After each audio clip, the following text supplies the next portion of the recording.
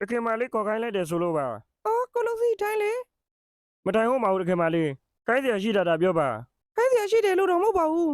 နည်းနည်းအကူကြီးတောင်းကျင်လို့ပါ ပြောပါတခင်မလေးကျွန်တော်ဗာများကူညီပေးရမလဲ နည်းနည်းအောက်ကပေါင်းပြီးတွေကျင်းနေတယ်အဲ့ဒါကိုလိုစီမီးဖို့တိုက်ပေးပါလိုက်ရင်နည်းနည်းတညက်ဝဲကျွေးမယ်လေအများကြီးတော့မဟုတ်ပါဘူးတန်50လောက်ပါပဲ ကျွန်တော်တက်စားလို့ရှိရင်တခင်လေးဝက်တန်ကပြီးမိဘူးတိုက်တာနဲ့ပတ်သက်ပြီးဘဝတုတဲ့ပူကြွယ်သွားပါတယ်တခင်မလေးသူ့မိဘူးတိုက်ခိုင်းတာကပိုပြီးတင်းတော်ပါလိမ့်မယ်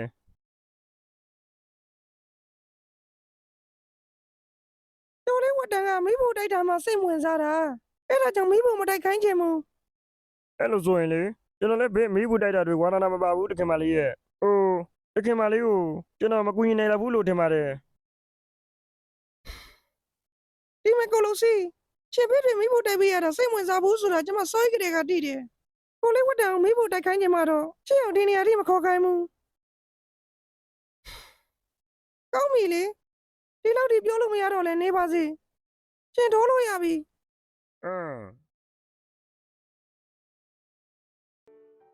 ကျော်ကျော်တူတူ ကျော်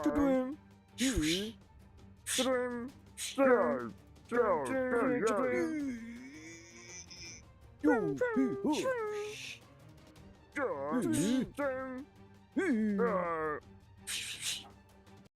ကဲလှုပ်စီဒီတကငါစတိုင်မယ်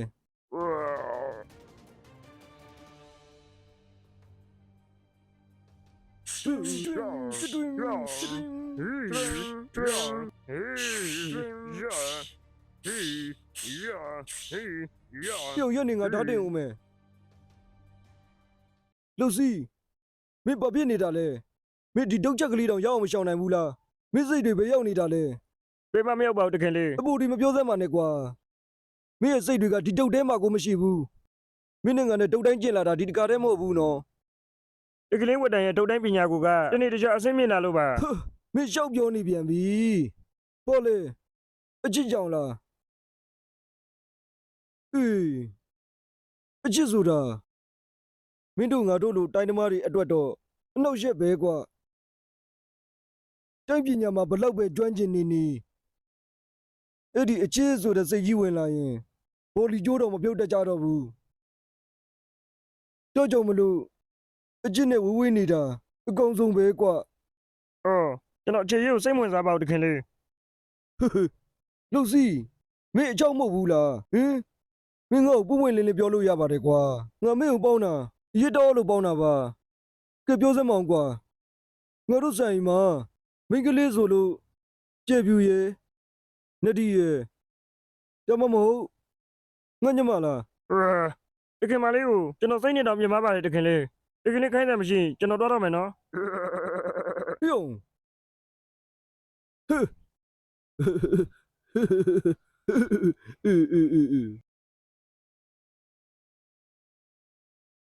အော်ကြည့်ဘူး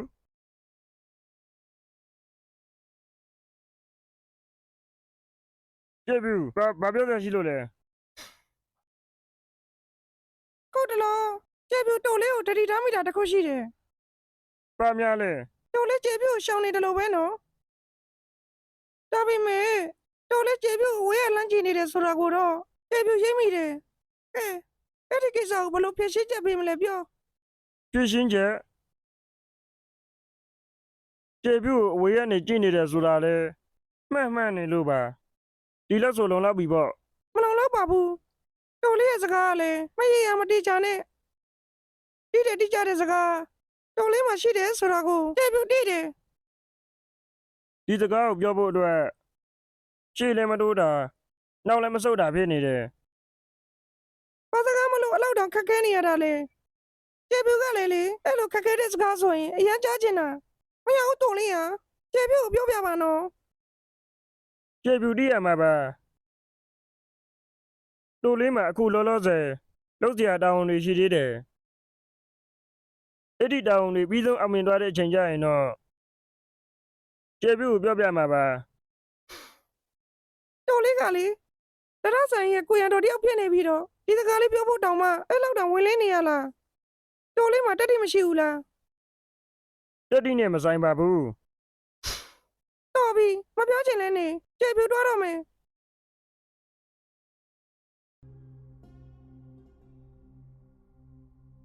ညီလေးဒီရှိရကွက်လက်လေးမှာဝကြီးပေါ်လေးနဲ့မိုးရီချိုးရင်ဝကြီးဘဒူပေါ်ကြီးလေးပြန်ခဲ့တာမင်းမမိသေးလား ဘယ်မိမမလဲတိုလက်ရတိုလက်နဲ့တိုကြီးနှစ်ယောက်ပေါင်းမှကျွန်တော်ဂွေးတစ်လုံးစားတော့မရှိဘူးလေ ခုချိန်မှာမင်းကငါတို့ထက်အများကြီးတာလွန်ပြီးတော့တိုင်းလောကရဲ့ဒုတ်ပြင်းဖြစ်နေတာပေါ့တခါတလေမင်းကငါမနာလို့ဖြစ်မိတယ်ကွာ ဝေးအတိုလက်ကလည်းဗျာညီကိုချင်းပဲဘာမနာလို့စားရှိလဲဗျ မနာလို့စရာဖြစ်မိတာပေါ့ကွာငါတို့နဲ့ခွေကြီးပြန်ခဲ့တဲ့မင်းကတိုင်းလောကမှာဒုတ်ပြင်းဖြစ်ပြီးတော့ငါတို့တွေကဘာမှမဟုတ်တဲ့ကောင်တွေဖြစ်နေလို့လေ ကိုအဲ့လိုလဲနှိမ့်ကြပြီးတော့မပြောပါနဲ့တိုလက်ရေအတိုလက်ရေပြပြတုတ်တိုင်းကလည်းတိုင်းလောကလူတွေအတင်ကြီးလေးစားခံရတဲ့အစင်းမြင့်တုတ်တိုင်းပါပဲ မင်းကငါတခုမေးချင်တယ်ကွာ မေးလေတိုလက် တကယ်လို့များငါဒါမင်းပေါ်မှာတိတိနဲ့ကိစ္စမျိုးကျူးလွန်ခဲ့ရင်မင်းငါ့ကိုပြန်တက်မှာလား ဝေးတိုလက်ကလည်းဘာတွေရှောက်မေးနေတာလဲပြီးတော့တိုလက်ကရောဘာကိစ္စနဲ့အဲ့လိုမျိုးကျူးလွန်ရမှာလဲ တကယ်လို့များအဲ့လိုကိစ္စမျိုးဖြစ်ပေါ်လာခဲ့တရှိတော့မင်းငါ့ကိုဘာလုပ်မလဲဆိုတာကိုငါသိချင်တယ် ကဲအခုလက်တည်ကျင်နေဆိုရင်လေကျွန်တော်ပြောမယ်ဗျာတကယ်လို့ကျွန်တော်ခွင့်မလွတ်နိုင်တဲ့ကိစ္စကိုအတူလက်ကျူးလွန်ခဲ့တရှိတော့အခုလက်ကိုကျွန်တော်ဘယ်တော့မှပြန်ပြီးလက်တော့ပြန်ပြီးတက်မှာမဟုတ်ဘူး